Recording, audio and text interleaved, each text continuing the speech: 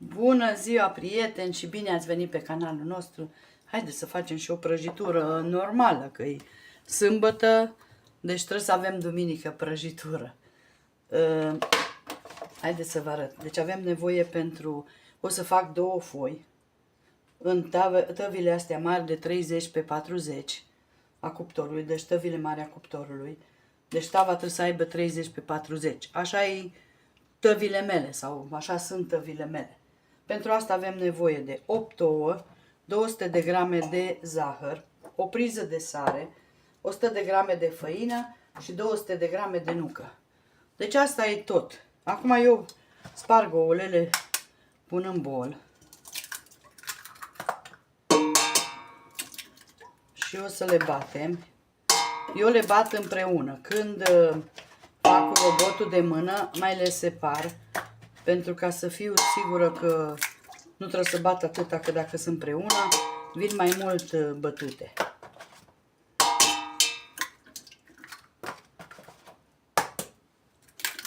Așa. Pun puțină sare și o să le bat puțin și după aia pun zahăr.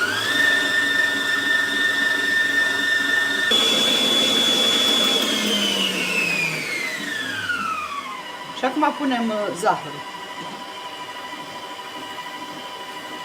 Eu îl pun așa în ploaie ca să nu, când dau drumul mai tare la mixer, să nu mi-l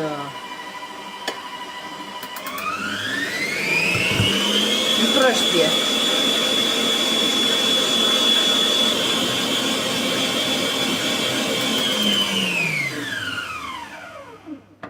Haideți să vedem.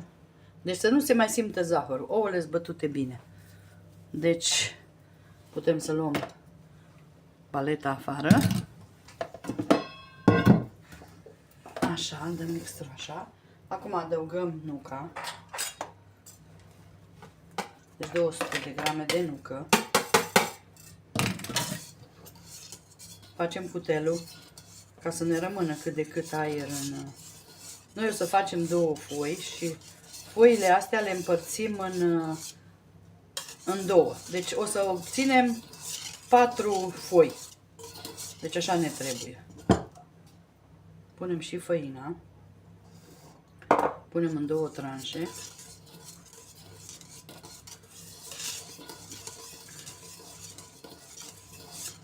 Asta puteți să-l faceți și în formă de tort, puteți să-l faceți.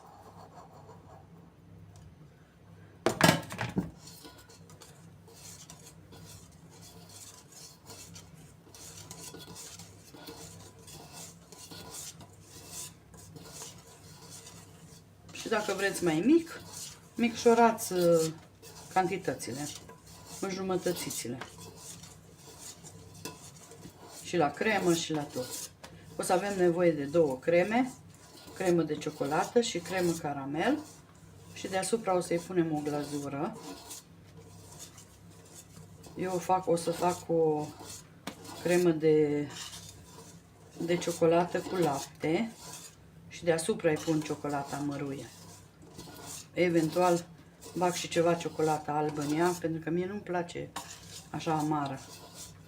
Și o să avem nevoie și de vișine. Ok. Acum eu am pregătit tăvile aici. Împărțim cam în jumate. Cam așa cantitatea.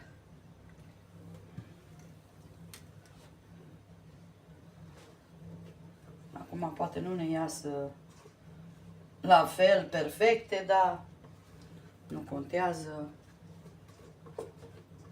O facem pentru noi. Deci nu o facem de vânzare. Și dacă ar fi de vânzare, acum numai dacă cântăriți cantitatea.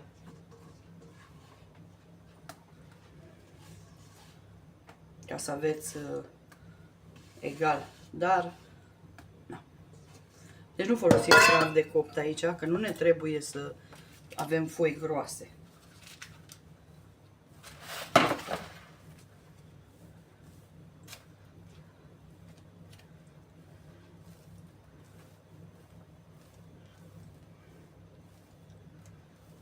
Ops.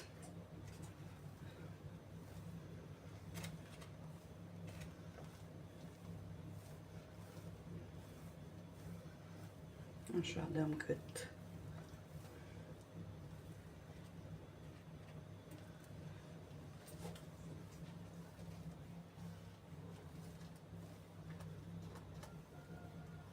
Astea tăvile mie mi le plac, cam la fel. Deci pot să lucru cu ele dacă vreau cam foi și așa marginele le tăiem. Așa că aici eu am prea mult.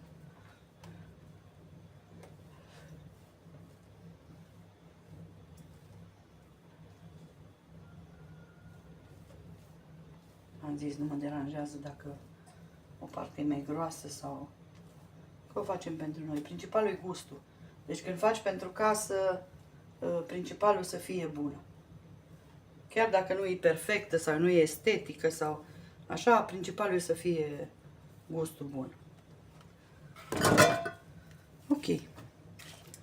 Eu acum bag la cuptor 180 de grade până vedeți că s-au făcut frumoase sau încercați cu scobitoare. O să le bag pe rând, dar mai mult de 10-15 minute nu durează. Și o să revin. Și uitați, dragile mele, foile mele sunt gata. Uitați. Nu contează dacă marginile s-au rupt, că eu și așa tai marginile. Lăsați-le bine să răcească pe hârtie. Eu nu le-am lăsat bine și de aia s-au rupt marginea. Dar restul e ok. Acum o să vă arăt când facem crema și după aia cum îl umplem. Haideți, dragile mele, să facem noi acum crema de ciocolată. Acum eu o fac cu cremă cu bănuți de lapte sau cu ciocolată de lapte, dar puteți să o faceți și cu amăruie. Am pus aici 200 de ml de frișcă cu 30% grăsime. Asta o punem la încălzire. Așa. O să avem nevoie de 200 de frișcă, 200 de ciocolată la alegere, de care doriți, și 100 de grame de unt.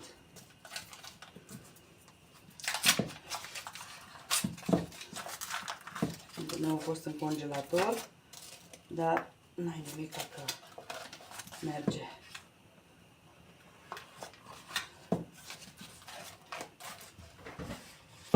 Na, 97. Deci m-am apropiat. Ok. Deci asta e untul și ciocolata. Așteptăm să se încălzească frișca. Frișca o aducem la punctul de fierbere. Deci nu o lăsăm să fiarbă, o aducem la punctul de fierbere. Și o să vă arăt.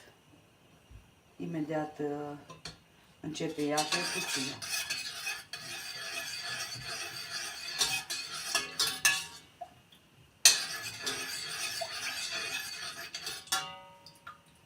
Așa, că după aia o golesc eu într-un bol. Ca să o lăsăm la... Că trebuie să o lăsăm la răcit. Acum vă țin ca să vedeți... Să vedeți cea mai simplă rețetă.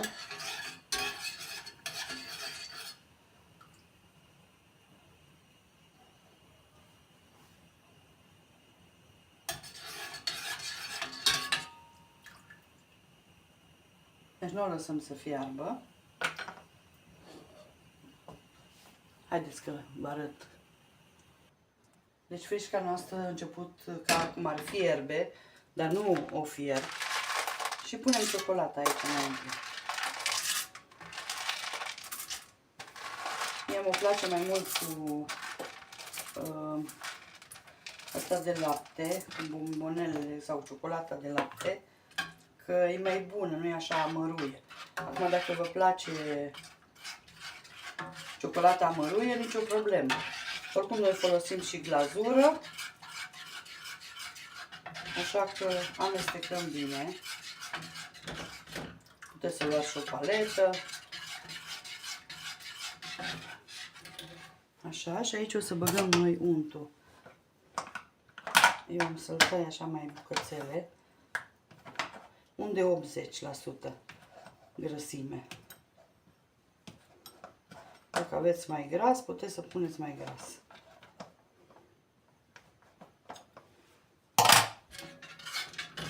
Deci când ciocolata s-o topit bine, uitați că mă enervează și pe mine zgomotul cum se face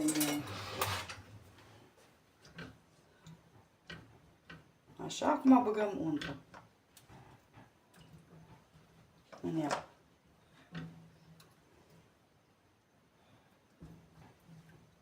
Și asta o lăsăm la răcit. Lăsați puțin să stea untul în ea caldă.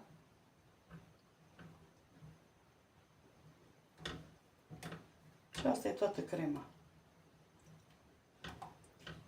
O să avem nevoie și de caramel. O să facem și caramelul, că și caramelul trebuie să stea la rece, să se...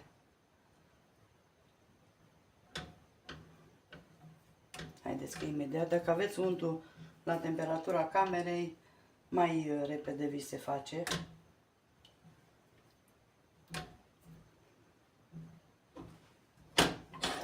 Haideți să vă arăt, uitați cum se face, el se topește. Ciocolata e caldă și puteți să lăsați așa înăuntru și după aia amestecați bine. Haideți să facem mai departe, facem crema caramel. Așa, am pus aici 250 de grame de zahăr la caramelizat. Avem nevoie de 200 de frișcă, deci smântână pentru frișcă, și 50 de grame de unt. Deci asta e crema a doua, crema caramel, care asta o amestecăm o să o amestecăm cu mascarpone. Dar aceeași temperatură trebuie să aibă și mascarpone și crema caramel. Deci, dacă mascarpone e din frigider, atunci și crema de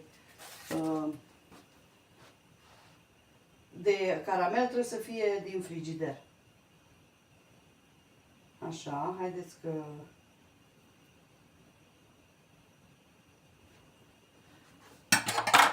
Asta e gata, deci untul s-a topit bine. Deci crema de ciocolată e gata. Sper să-mi intre aici. La fix îmi intră.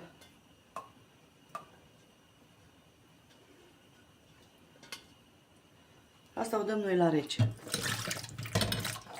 Eu îi pun capacul și o dau la rece. Puteți să o puneți în frigider peste noapte sau puteți să o lăsați 4-5 ore la frigider. Și după aia vă arăt ce facem cu ea. Așa, caramelizăm acum zahărul. Haideți că caramelizez, că mă bâlbâi, și vă arăt după aia. Haideți să vă arăt, caramelul meu e gata. Nu știu cât se vede de bine. Să aveți grijă numai să nu-l ardeți, că după aia vine amărui. Vedeți? Are culoarea coniacului. Acum luăm deoparte și băgăm 200 de ml de frișcă. Așa, și lăsăm la fier. L-am luat deoparte ca să nu ne sară pe mână.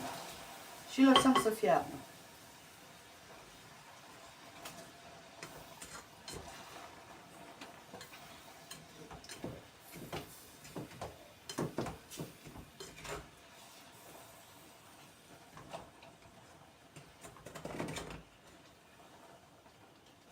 Așa, și lăsăm aici până se topește tot zahărul ăsta.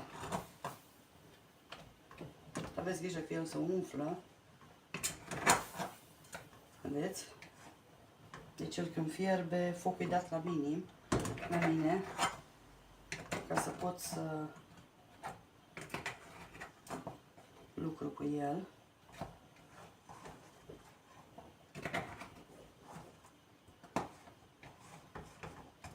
Haideți că eu îl fierb și vă arăt cum arată. Haideți să vă arăt, uitați, crema s-a îngroșat puțin. Vedeți, tot zahărul așa și acum punem untul 50 de grame. Am luat de pe foc. Amestecăm bine. Și asta e toată crema noastră caramel. Crema asta o amestecăm noi cu mascarpone.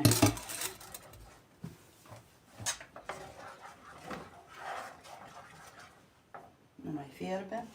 Putem să închid ochiul.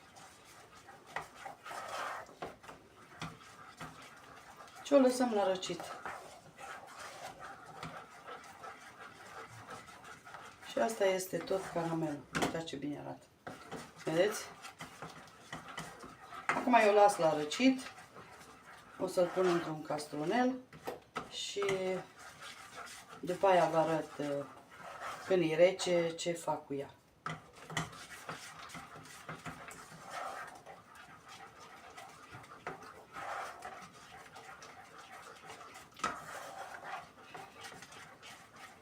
Super!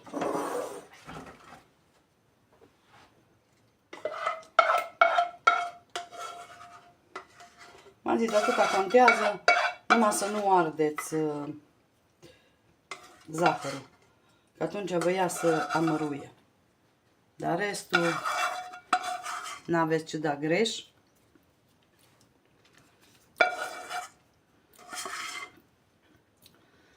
Dar acum care faceți prăjituri, știți că ați făcut mai caramel. Ok, eu las să se răcească. O să pun o folie pe el ca să nu facă poșghiță și după aia vă arăt.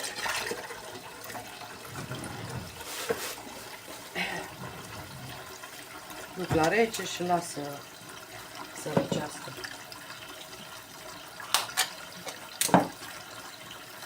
Și o să revin. Mi-am băgat oala de amoi, că știți, de la caramel trebuie să o băgăm. Așa. Și o să revin. Haideți, prieteni, să vedeți. Deci crema am răcit-o.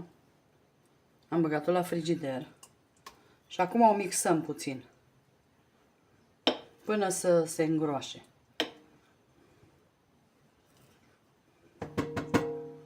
Deci ăsta e un ganaj de ciocolată, cum ar fi. Dar eu l-am făcut cu lapte, ați văzut. Și acum o mixăm și o lăsăm până să răcește și caramelul, ca să-l amestecăm cu mascarpone. Și crema noastră este gata. Stați lângă ea când o mixați, ca să nu vi se taie. Uitați ce... Acum, aromele puteți să le puneți care doriți. Dacă doriți, puteți să puneți rom în ea. Uitați ce fain e. Dacă doriți. Da, eu nu. Eu o las așa pe gustul de ciocolată. Eu acum golesc ceva mai mic ca să îl bag la frigider.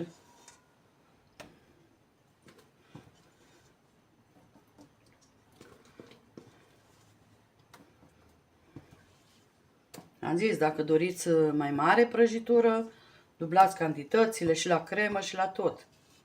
Dar eu zic că pentru cât ne trebuie nouă, e suficientă cremă. Că sunt două creme și e suficient. Ok. Eu asta o las deoparte, la rece, bineînțeles. Și o să revin când fac caramelul gata, numai să se răcească. Haideți să facem crema asta de caramel. Am aici 250 de grame de mascarpone. Deci v-am zis, aceeași temperatură trebuie să aibă și caramelul și mascarponele. O să-l mixăm puțin.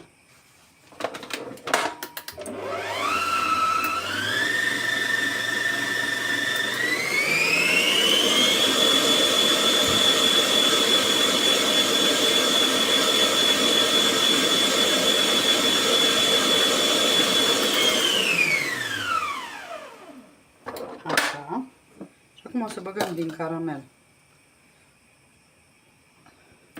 Uitați ce fain mi s-a răcit ăsta, caramelul. Băgăm o parte.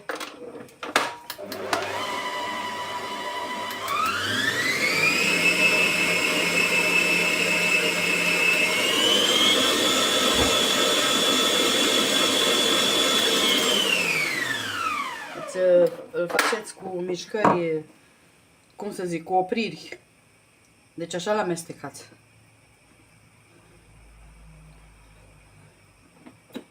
Oh! Mi l-am scos din...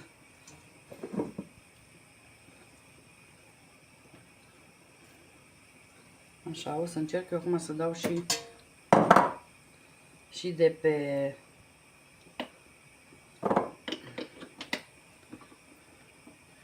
Nu știți de ce nu vrea să stea aici. Și de pe marginea bolului mascarponele.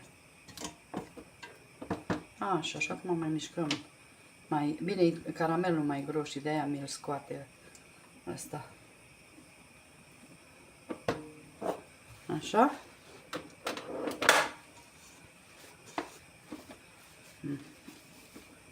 Bine.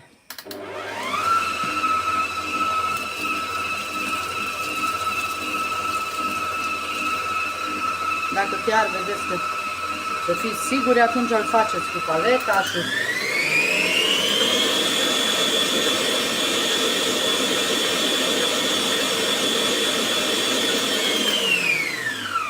Atât.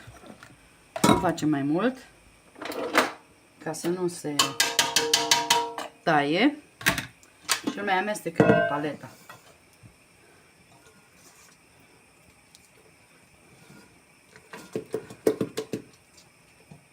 Uitați ce fain e.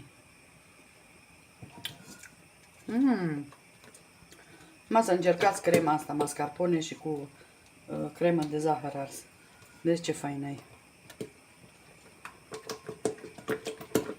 Am zis, numai nu-l amestecați mult ca să vi se taie. Restul... Ok. Haideți că eu îmi pregătesc vișinele și revin. Haideți, dragile mele. Deci, uitați, eu le-am tăiat în 4. Deci, cam așa vin. Numai vă zic că să aveți grijă cu foile atâta de fragile sunt. Asta le dăm deoparte. Acum, punem cremă din asta de ciocolată. Deci împărțim în două crema.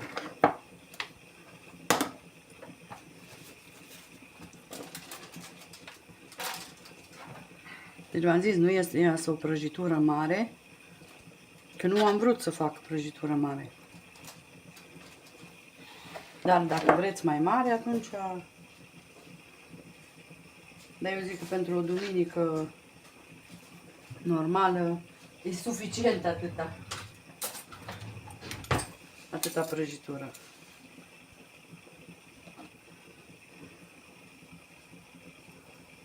De aici oricum scoateți 10 felii, dacă nu pe puțin. Așa. Deci cu crema asta pot să spun că am terminat.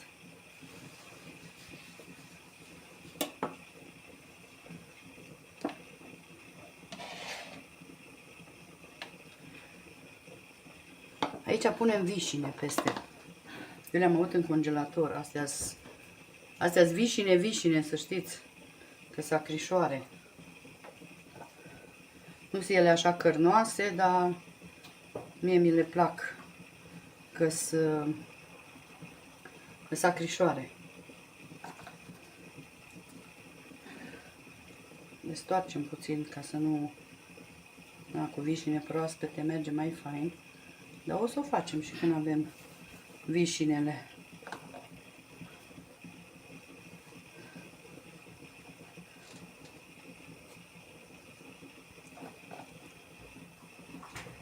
Deci nouă ne trebuie să aveți 4 foi. Deci așa vă trebuie. Bun, atâta, nu mai punem mai mult, că am zis că amele sunt acrișoare și așa. Acum luăm altă foaie de blat și punem peste. Apăsați puțin ca să...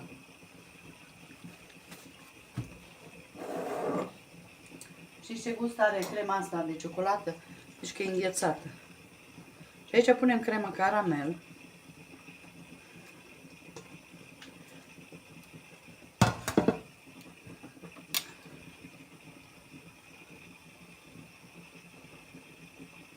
Mai rămas el. Caramelul a fost întărit.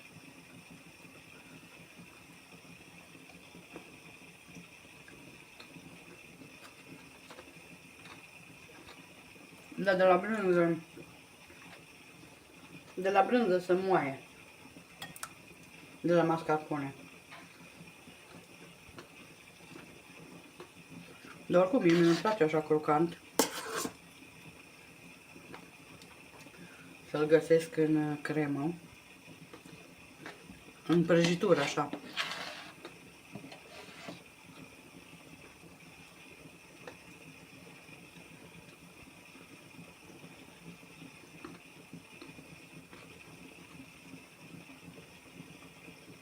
Acum e mai moale că nu l-am lăsat la frigider.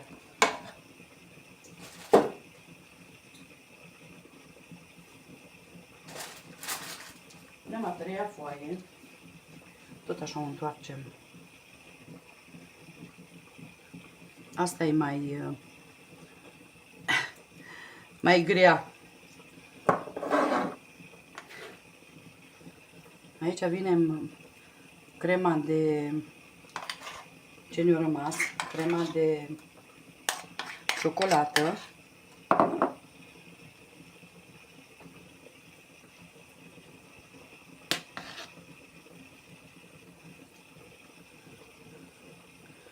E o prăjitură super faină, mai ales când se întărește.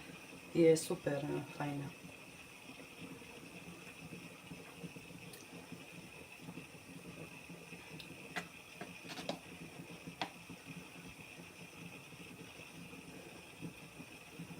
Așa. Și acum punem restul de cremă de caramel peste. Deci asta e cireașa de pe tort, astea două creme împreună. De-aia v-am zis că eu nu pun nicio aromă, le las așa gustul lor.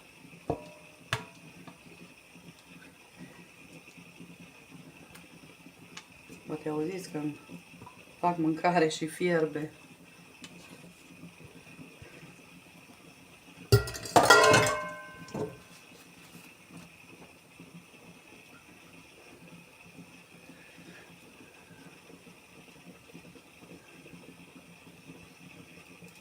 Exterior nu punem nimica, o să pun eu, fac eu glazură de ciocolată și aia pun.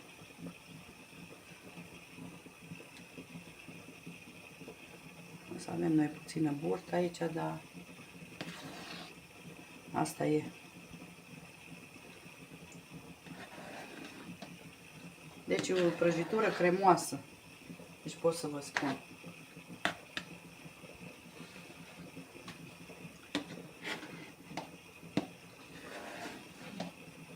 Atât. Acum mai ștergem pe aici. Da, putem să mai ștergem și... Că noi o dăm la rece acum și după aia facem glazura. Știți? Că numai bine, dacă ea e rece bine, atunci glazura se prinde bine.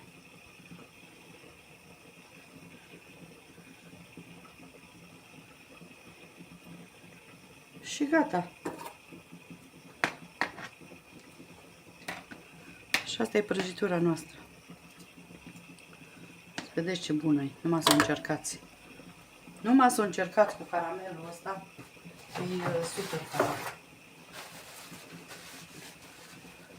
Acum eu o dau la rece și o să revin cu glazura. Eu v-am zis, glazura o meu fac din ciocolată neagră cu ciocolată albă ca să nu fie așa amăruie. Ok, revin. Pus aici. Acum nu știu dacă îmi trebuie toată glazura, dar eu am pus la 8. Cam normal, cam 150 de grame de ciocolată, nici atât, 100 de grame de ciocolată, dar mie mai îmi trebuie glazură și de aia am zis să fac mai multă. Și pun 2 linguri de ulei. Deci dacă puneți 100 de grame, puneți o lingură de ulei. Și o duc la microunde și o las să se topească și după aia vă arăt când o pun pe prăjitură. Eu am pus jumate neagră, jumate albă, ca să nu fie așa amăruie. Haideți, dragile mele, că eu am filmat, am făcut glazura, am topit ciocolata și am pus peste prăjitură și am ornat-o și am văzut că nu s-o filmat. Deci asta e. Acum glazură, ați văzut câtă ciocolată am pus. Nu mi-a intrat toată glazura. Mi-a rămas cam o lingură, 2. Haideți să șterg eu puțin. Și așa arată prăjitura mea cu cremă. Acum decorul vă las la alegere, să-l faceți care doriți. Puteți să puneți, cum îi spune, nucă, puteți să-i puneți ce doriți la decor.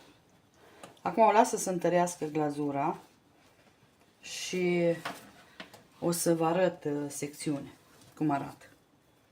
O să revin.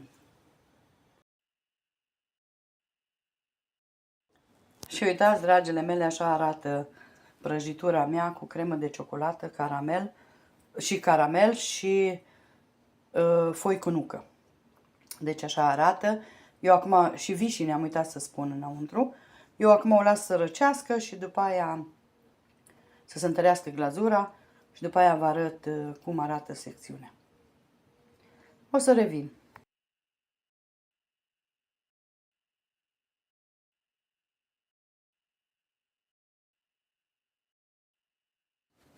Și uitați, dragile mele, așa arată rezultatul final la prăjitura foi cu nucă, cremă de ciocolată cu vișine, cremă caramel și glazură ciocolată. Deci așa arată secțiunea. Sper să vă placă rețeta. Foile sunt super, asta cremele, ce să mai vorbesc. Sunt delicioase. Eu vă mulțumesc și vă dorim o zi minunată, o duminică binecuvântată. Bye, bye!